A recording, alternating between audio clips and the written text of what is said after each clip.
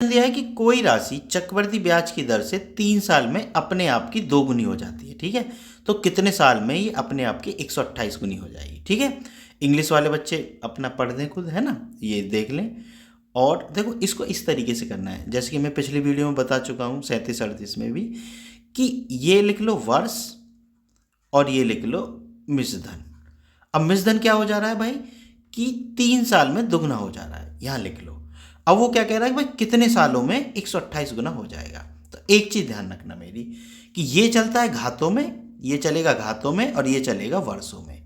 मतलब जितनी इस पे घात चढ़ेगी उतनी इधर गुना हो जाएगी वर्षों में। ठीक है ना, तो देखो 2 की घात कितनी चढ़ रही है 128 में, 128 बराबर होता है 2 की पावर 7। कैसे, 2 गुना 2 गुना 2, है ना, 2 की पावर 7 है 128। ठीक, तो यहाँ अब हम क्या करेंगे, क्योंकि हमने 2 की पावर 7 चढ़ी है ना, 2 की पावर 7 चढ़ी है तब 128 आया है। ठीक है, तो ऐसे ही इधर 7 की गुना होगी, तो 7 या 21, यानी 21 वर्षों में वो राशि कितनी हो जाएगी, 128 गुनी हो जाएगी।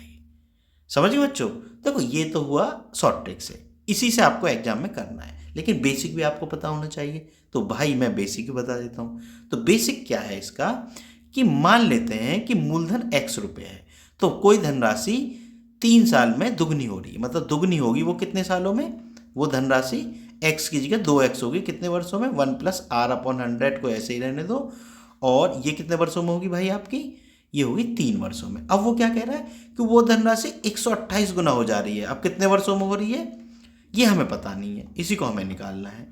ठीक है ना, मान लो t वर्षों में हो रही है। ठीक है, अब हमें क्या करना है, कुछ नहीं करना, हमें ये करना है कि भाई x से तो x कट रहा है, कट गया ना, और सॉरी ये x है नहीं, ये x है, ये x, ये x है, ये x। इस बात का मतलब क्या हुआ कि ये 2 है और ये जो है।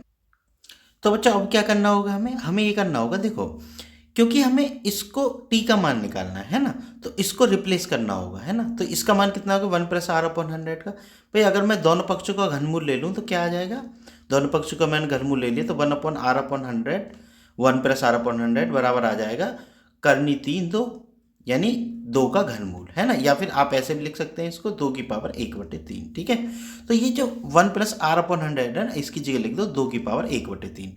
अब इसको हल करते हैं, तो ये जो 2 की पावर 28 है इसको लिख देते हैं 2 की पावर 7, है ना, ये है ही।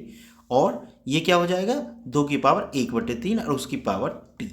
ठीक है, तो देखो एक चीज समझो जरा, यहाँ टी को ऐसा करो 1/3 को यहाँ ना लिख के यहाँ लिख दो, क्योंकि भाई घात के ऊपर घात चढ़ी हो तो आपस में गुना हो जाती है।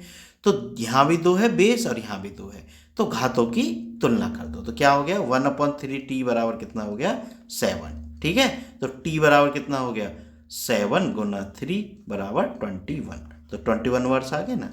ठीक बच्चों, बात समझ में आ गई होगी, ये हमारा आंसर होगा।